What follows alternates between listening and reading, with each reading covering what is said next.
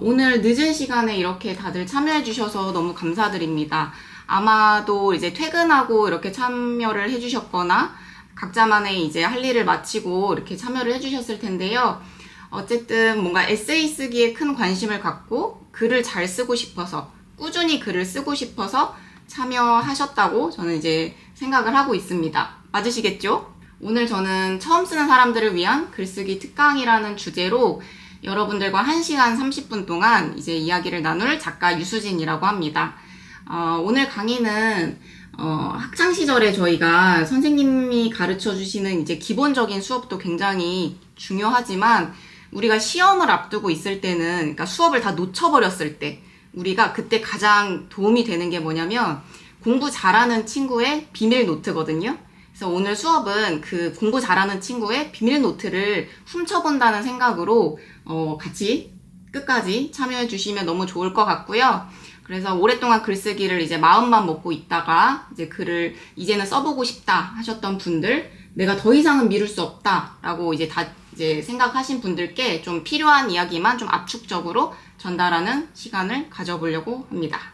그래서 오늘 뭔가 들으시면서 재미있으면 채팅창에 크크크크도 많이 눌러주시고 슬프다 하면 유유유도 많이 눌러주시면은 제가 수업을 진행하는 데 있어서 많은 도움이 될 것 같습니다. 먼저 제 소개를 잠깐 드리고 갈게요. 저는 지금까지 3권의 책을 출간을 했습니다. 가장 최근에 출간한 책이 이제 맨 왼쪽에 보이시는 처음 쓰는 사람들을 위한 글쓰기 특강이라는 책이고요. 오늘 수업도 이 책을 기반으로 구성이 되었습니다. 그리고 약 3년 전에 나답게 쓰는 날들이라는 에세이를 출간을 했고요. 또 그 3년 전에는 아무에게도 하지 못한 말 아무에게나 쓰다 라는 책을 총 이렇게 출간을 하게 되었고요. 그래서 어쩌다 보니 2019년부터 3년을 주기로 이렇게 책을 출간해 오고 있습니다. 그리고 제가 작가로 글을 쓰기 시작한 계기는 제가 2017년 12월부터 브런치 작가로 활동을 하면서부터였어요. 오늘 제가 수업에서 이제 브런치에 대한 얘기도 많이 드리게 될 텐데 그 이유는 제가 브런치 작가로 지금까지 한 8년에서 9년 정도 활동을 하고 있는데요. 제가 구독자는 현재 6,800명 정도고 누적 조회수는 220만 정도를 돌파한 상태예요. 제가 브런치 작가가 4년차 되었을 때쯤에 브런치 작가 카드라는 것을 받았는데요. 여기에 보이시면은 여기 상위 1%라고 되어 있습니다.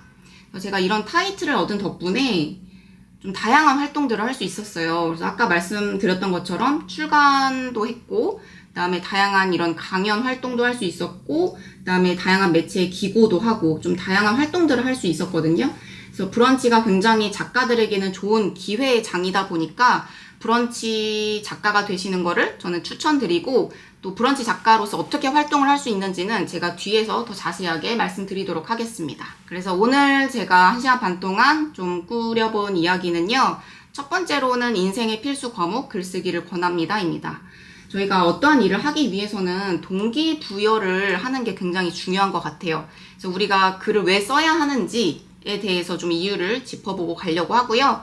그래서 두 번째로 제가 말씀드렸던 브런치 스토리를 시작해야 하는 이유를 말씀드리고 세 번째로는 저는 지금 사실 직장인이기도 해요. 직장 생활과 작가를 이제 병행을 하고 있는데 이 일과 글쓰기가 굉장히 좋은 시너지를 내고 있습니다.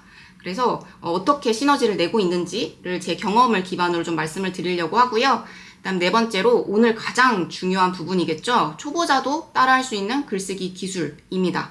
이 부분까지 또 잘 가져가시면 좋을 것 같고요. 다섯 번째는 이제 작가로서는 글쓰기 기술도 굉장히 중요하지만 저는 태도도 굉장히 중요하다고 생각을 합니다. 한 번만 글을 잘 쓰고 끝낼 게 아니잖아요. 계속 이제 꾸준히 글을 쓰려면 어떤 태도를 가져야 하는지 또 짧게 한번 말씀을 드려보고 마지막으로 Q&A 시간을 가져보겠습니다.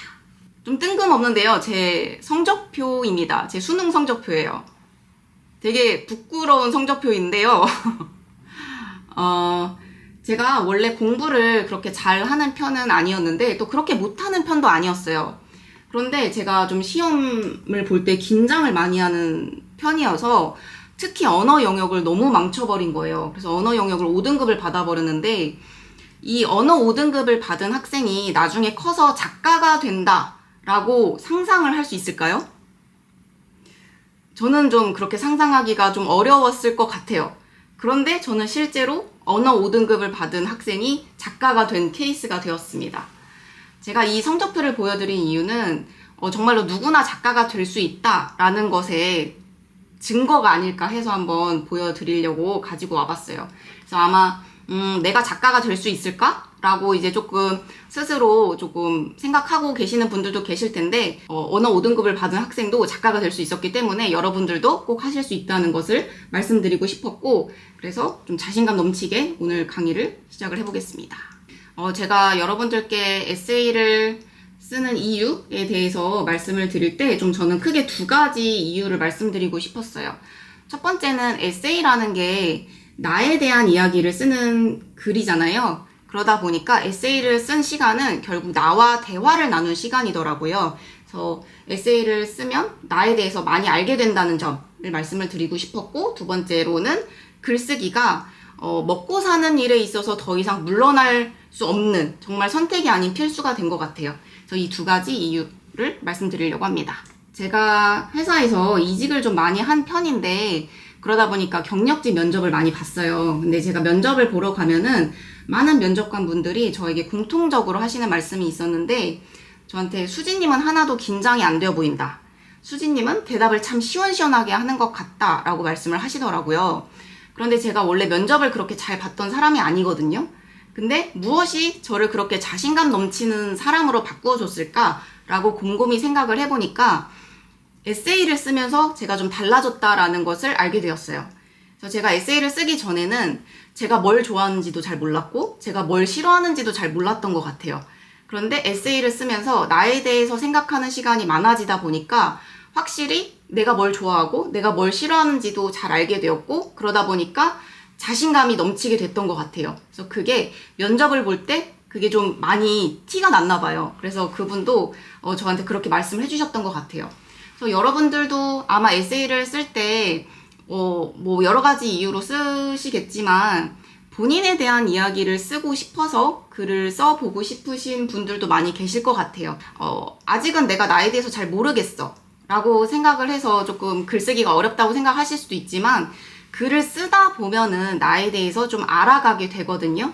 그래서 에세이를 쓸 때 그 부분이 어렵다고 생각하지 마시고 이제 쓰다 보면은 나에 대해서 많이 알게 된다 라고 좀 말씀을 드리고 싶었습니다.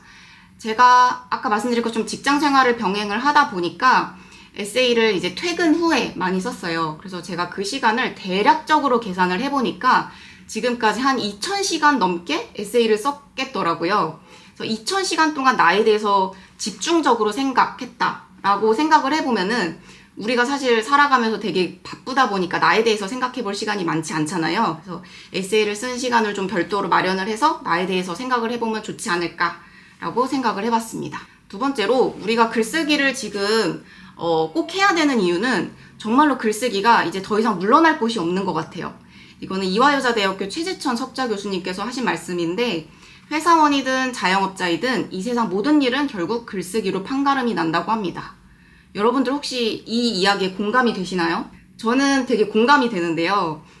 제가 사회 초년생 때, 그러니까 한 10년 전쯤이에요. 그때 제가 채용 공고를 보면은 글 잘 쓰는 사람을 찾는 채용 공고는 거의 없었어요.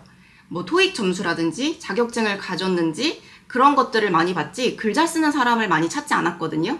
그런데 요즘 들어서 제가 채용 공고를 보면은 정말로 그 자격 요건에 글 잘 쓰는 사람을 찾는 채용 공고의 비중이 굉장히 높아졌습니다.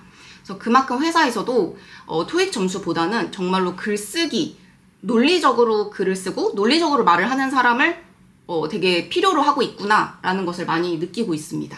이거는 제가 김선 작가님의 일 잘하는 사람은 글을 잘 씁니다 라는 책에서 발췌해온 문장인데요. 한번 읽어드려 보면은, 가수는 노래로 말하고 배우는 연기로, 직장인은 글쓰기로 말합니다. 직장인은 글을 쓰기 싫어도 써야 합니다. 글쓰기는 직장인의 의무이자 책임입니다. 그뿐인가요? 글쓰기는 직장인에게 기회가 됩니다. 회사에서 일 잘한다는 말을 듣기 위해 가장 기본이 되는 것은 글쓰기입니다. 라는 문장입니다. 저는 이 문장을 읽고 조금 무서웠어요. 왜냐면은 진짜 글을 못 쓰면 큰일 날 것 같았거든요. 이 문장을 보니까 좀 무서웠는데, 그만큼 우리가 글쓰기를 이제 더 이상 미룰 수가 없겠구나 라는 좀 생각이 들었습니다. 지금 혹시 직장 생활을 하고 계시는 분, 그래서 직장에서 글쓰기를 좀 잘해보고 싶은 분도 한번 숫자 1을 눌러봐 주실 수 있을까요? 네. 그리고 뭐 나는 근데 직장 생활은 아니고 전업 작가가 되려고 한다. 2번. 오, 전업 작가를 꿈꾸시는 분들도 많이 계시네요. 네. 네, 감사합니다. 거의 절반인 것 같아요. 네네. 참고해서 다음으로 진행해 보겠습니다. 그러면 브런치 스토리를 시작해야 하는 이유에 대해서 말씀을 드려보려고 하는데요. 제가 2017년부터 시작을 했다고 말씀을 드렸는데, 왜 네이버 블로그도 있는데 왜 브런치를 해야 돼요? 라고 이제 질문을 주시는 분들도 간혹 계셨어요. 그래서 제가 그 부분에 대해서 말씀을 드려보려고 하는데요. 저도 사실은 브런치 전에는 네이버 블로그부터 시작을 했었어요. 뭐 네이버 블로그에 뭐 영화 리뷰라든지 책을 읽고 서평을 쓴다든지 이렇게 블로그에서 먼저 시작을 했었는데, 블로그는 아무래도 일기를 쓰는 거에 더 최적화된 플랫폼인 것 같아요. 그래서 여기 왼쪽에 보이시면은 네이버 블로그에서 주간일기 챌린지라고 해서 이런 일기를 쓰는 챌린지도 진행을 했던 적이 있었는데요. 그만큼 사람들이 일기를 쓰도록 유도를 하는 플랫폼입니다. 근데 저희는 단순히 우리 혼자 보는 일기를 쓰려고 하는 게 아니잖아요. 많은 사람들에게 읽히는 에세이를 쓰려고 한다라고 하면은 브런치 스토리가 더 최적화된 플랫폼이에요. 그래서 여기에 보시면 이제 작품이 되는 이야기라고 해서 우리를 이제 작가라고 불러주고 거기서 이제 작품을 쓰도록 유도해주는 플랫폼이거든요.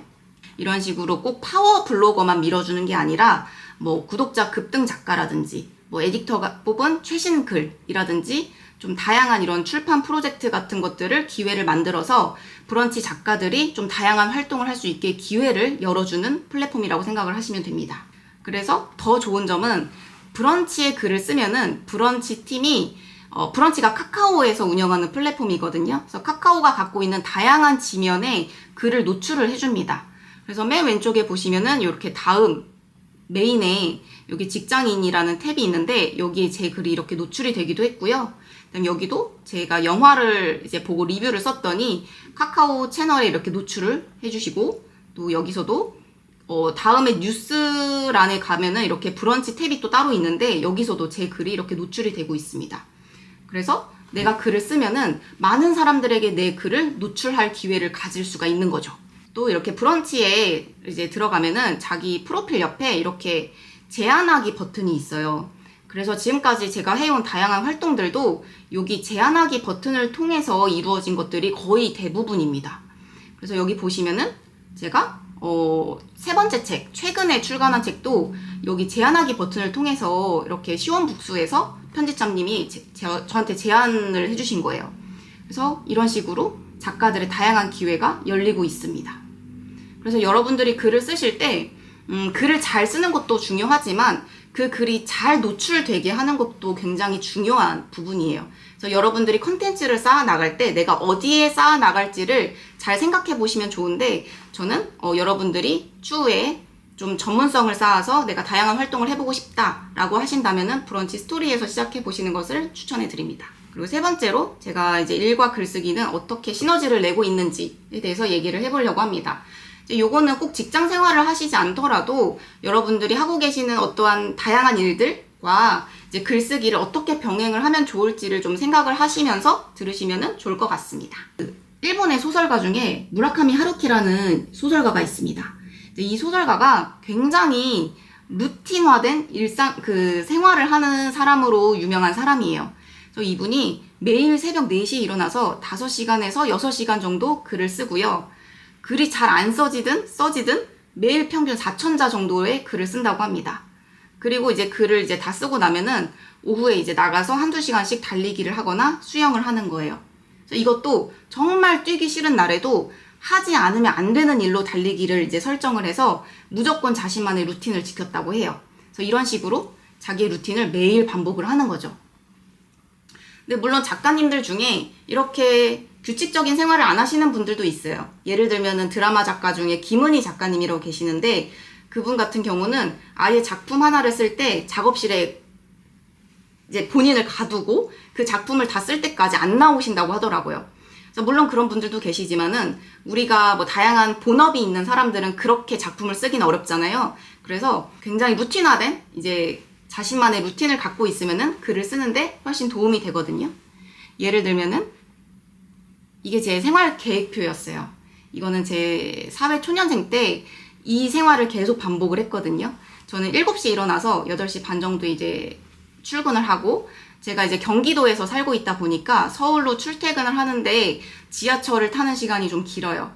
처음에는 이 시간 동안 거의 아무것도 안 했어요. 뭐 핸드폰 게임을 하거나 아무것도 안 하다가 이런 식으로 시간을 쓰면 좀 아깝다라는 생각이 들어서 지하철에서 책을 읽으면서 글감을 모으기 시작했어요.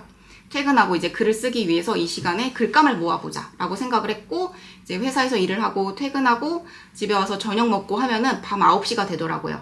그래서 그때부터 제가 잠들기 2시간 동안 무조건 글을 썼습니다.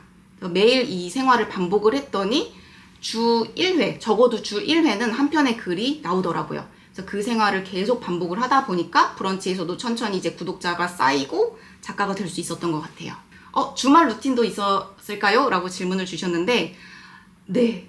제가 이거는 이제 아까 말씀드린 것처럼 사회 초년생 때 생활 계획표라고 말씀을 드렸는데, 제가 이제 30대 어느덧 중반이 되다 보니까 이 생활이 점점 힘들어지는 거예요.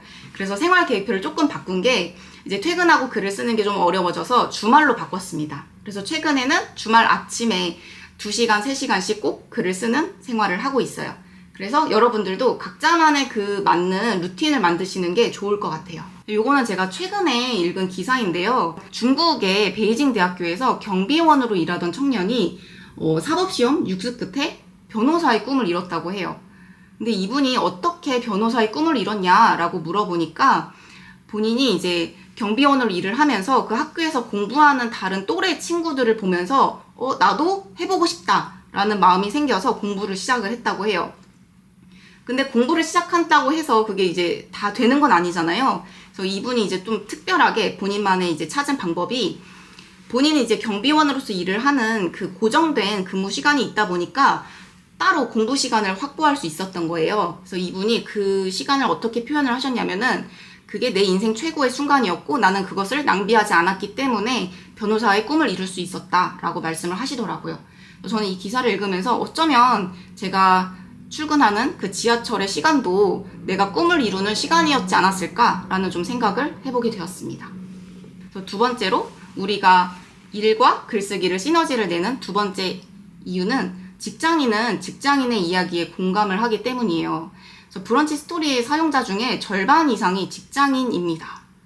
즉 우리가 직장인에 대한 이야기를 하면은 그 같이 공감해줄 직장인들이 브런치 스토리의 절반 이상이 있다는 거예요. 제가 직장 생활을 하면서 저는 보통 에세이를 많이 쓰는데, 그 중에 하나의 에세이를 한번 읽어드려 보려고 해요. 근데 제가 목소리를 녹음을 해왔거든요. 그래서 한번 들으시면서 같이 읽어볼게요. 너 정말 실망이다. 첫 회사에서 퇴사한다고 말했을 때 팀장님은 한 번 더 생각할 기회를 주겠다고 하셨지만 결정이 바뀌지는 않을 것 같다고 말씀드렸더니 팀장님은 나에게 실망스럽다고 말했다. 내 발로 들어간 회사에서 내 발로 나가겠다는데 뭐가 실망스럽다는 건지 처음엔 이해하기 어려웠다. 내가 퇴사한다고 말하기 전까지 늘 같이 웃고 떠들던 팀장님은 그 후로 나를 아는 체도 하지 않았고, 내가 업무적으로 말을 걸면 차갑게 네, 아니오로만 대답했다.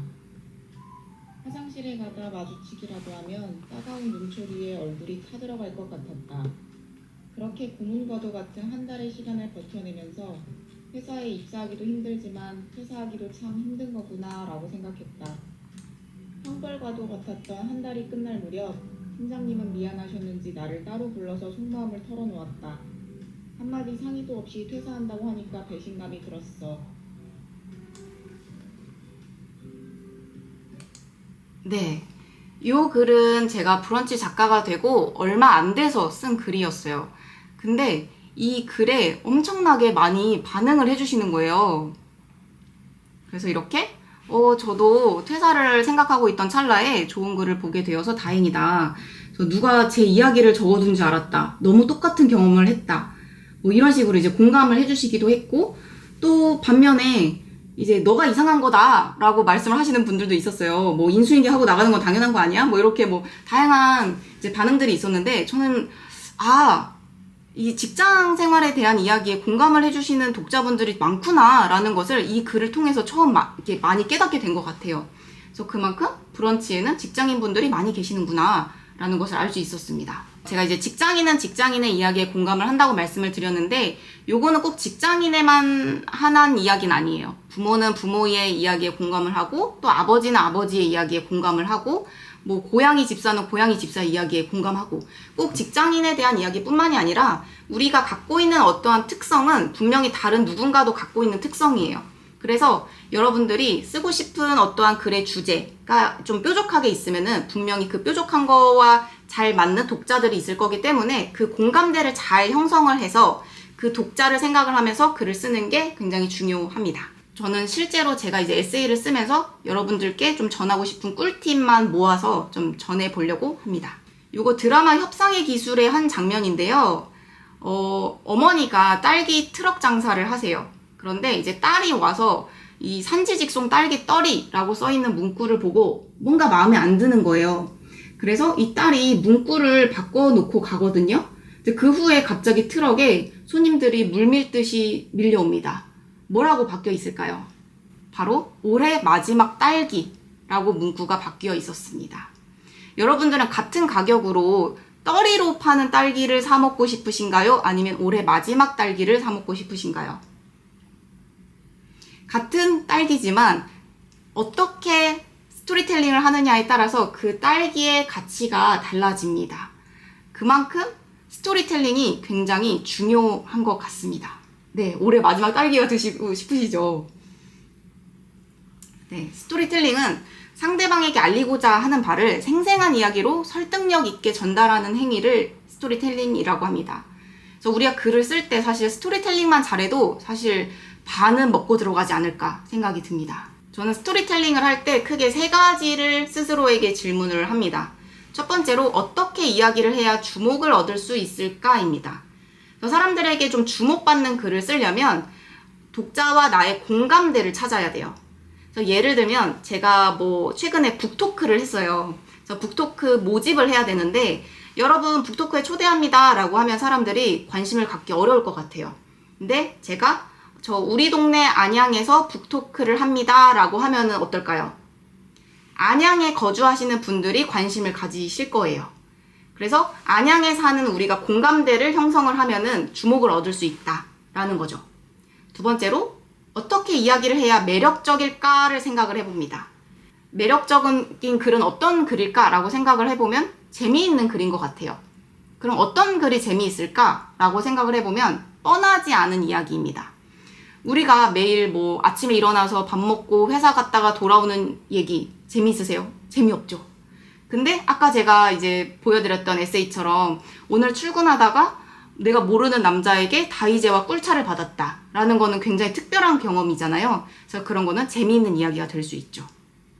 그리고 3번째로 저는 스토리텔링을 할 때 어떻게 이야기를 해야 설득력이 있을까를 생각을 해봅니다. 그래서 우리가 설득력 있는 글을 쓰려면 구체적인 경험을 빗대어서 설명을 하면 좋거든요. 그래서 요거는 뒤에서 제가 사례를 한번 보여드려 볼게요. 예를 들어서 여러분 누구나 책을 출간할 수 있습니다 라고 하면은 설득이 될까요? 말이 쉽지 어떻게 누구나 출간을 할 수 있겠어 라고 생각을 할 수 있을 것 같아요.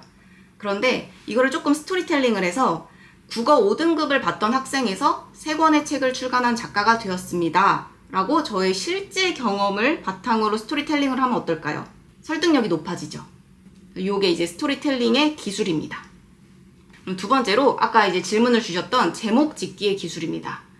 여러분들 요즘에 뭐 인스타나 유튜브에서 짤 많이 보시죠? 쇼츠.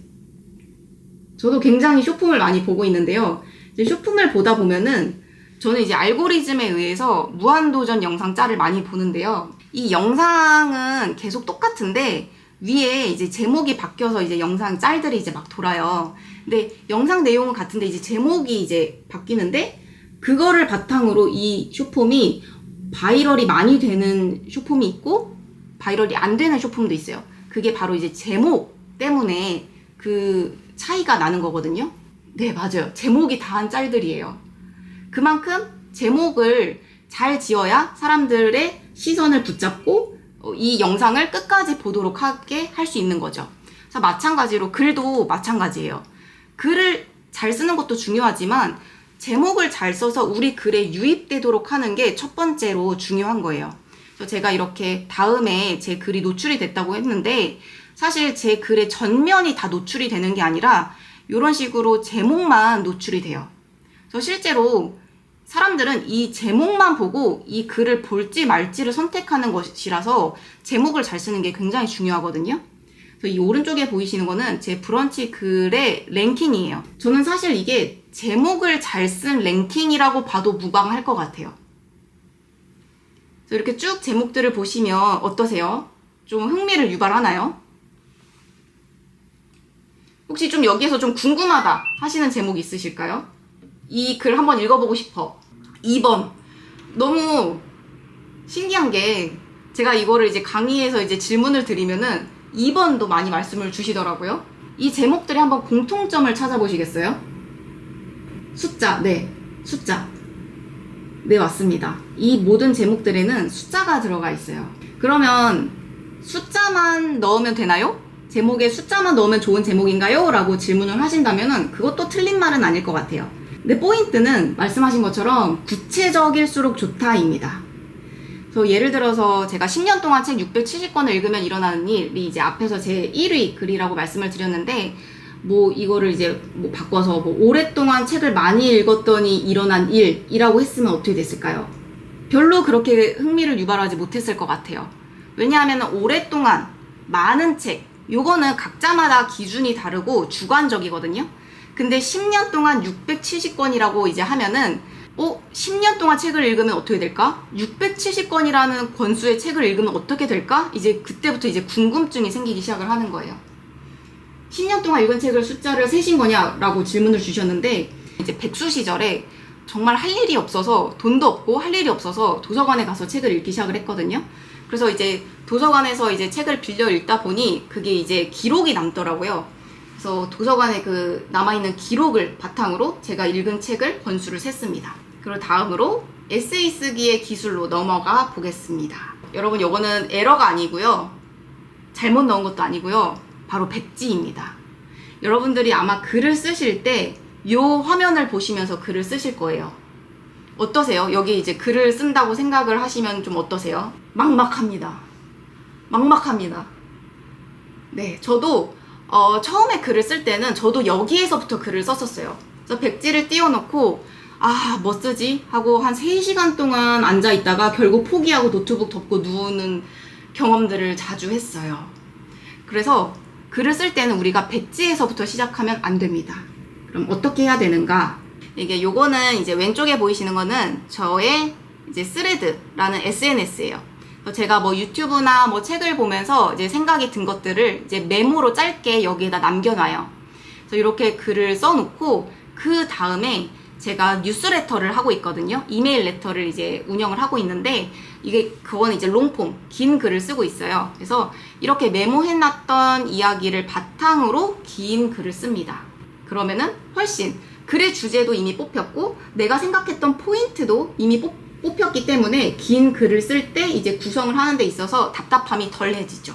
근데 꼭 이런 식으로 문장을 길게 쓰실 필요도 없어요. 그냥 여러분들의 그냥 메모장에 그냥 본인만 알아볼 수 있는 형식으로 메모를 해두셔도 좋아요. 그래서 중요한 거는 우리가 백지에서 시작을 하는 게 아니라 내가 그냥 일상생활을 하면서 떠오른 생각들을 그냥 지나치는 게 아니라 메모를 해두시고 그 메모를 바탕으로 글을 써야 한다는 거예요. 저는 보통 글을 쓸 때 글감을 뭐 책을 읽거나 영화를 보거나 뭐 유튜브를 보거나 이러면서 글감을 많이 이제 얻거든요. 그래서 제가 쓴 에세이들은 보통 다 그렇게 시작된 글들이에요. 그래서 여기에 보시면 김성근 야구 감독님의 인생은 순간이다 라는 책을 읽고 이렇게 글을 쓰기도 했고 또 영화 인사이드 아웃을 보고 또 생각이 든 것들을 이렇게 에세이로 쓰기도 하고 또 마지막으로 유튜브 충주시를 보면서 또 떠오른 생각들을 쓰기도 하고 이런 식으로 쓰고 있습니다. 에세이 쓰기 기술 3번째, 첫 문단에 힘을 주는 겁니다. 요즘에 숏폼에 많이 이제 사람들이 노출이 되다 보니까 보통 사람이 집중을 유지하는 시간이 8초밖에 안 된다고 합니다. 사람들이 8초밖에 집중을 유지하지 못하면 우리 글을 읽을 때도 8초만 읽고 이탈을 할 수 있다는 거예요. 그러다 보니 첫 문단에 힘을 주는 게 굉장히 중요하거든요.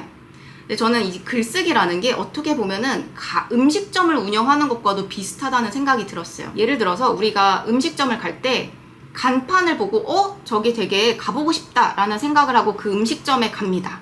그것은 마치 아까 제가 말씀드렸던 것처럼 글쓰기의 제목과도 같아요.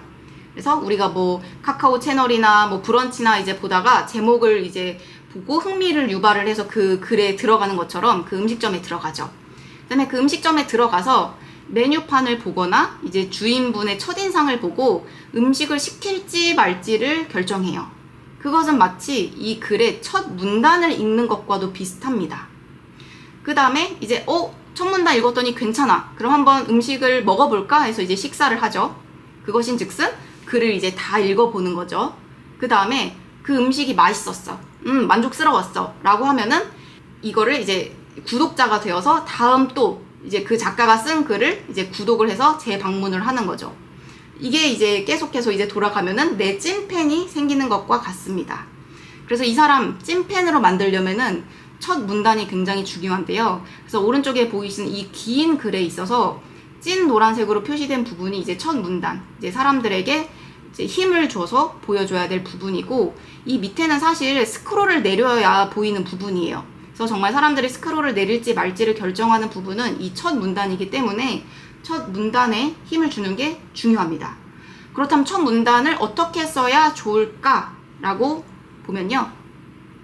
첫 번째로 대화체로 시작을 하는 것도 좋은 방법이에요.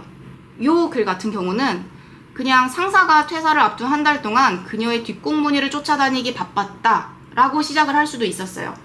그런데 저는 앞에 대화를 넣은 거예요. 그래서 예? 언제 퇴사하신다고요? 한 달 뒤? 그렇게 됐네? 하하. 이런 대화를 넣은 거예요. 그래서 이 대화를 통해서 제가 상사가 퇴사하는 거에 대한 뭔가 아쉬움, 서운함 이런 게 이제 느껴지고, 놀람도 느껴지고, 그다음에 이 상사가 이제 저에게 이제 미안함을 느끼는 거, 이런 걸 좀 느끼게 하려고 이제 대화를 넣었고, 근데 대화를 넣으면 좋은 점이 말의 리듬이 살아요. 그래서 사람들이 그 글에 빠르게 흡입이 된다는 장점이 있거든요. 그래서 대화체로 시작을 하는 것도 좋은 방법이고요. 다섯 번째로, 베테랑 작가는 태도로 만들어집니다 라는 이야기를 해보려고 합니다. 사실 글을 쓰려면 많은 인풋이 필요합니다. 우리가 인풋이 있어야 아웃풋이 있는데, 저는 인풋을 넣는 여러 가지 방법 중에 가장 좋은 방법은 책을 읽는 거라고 생각을 해요. 정말 다양한 분야의 책을 읽고, 책을 읽으면서 저는 글감을 많이 얻고 있거든요. 근데 많은 분들이 책 읽을 시간이 없다고 하세요. 내가 너무 이제 일을 하느라 바빠서 책 읽을 시간이 없다라고 하시는 분들도 계시는데, 짜투리 시간을 마련을 하면은 책 읽을 시간이 생깁니다.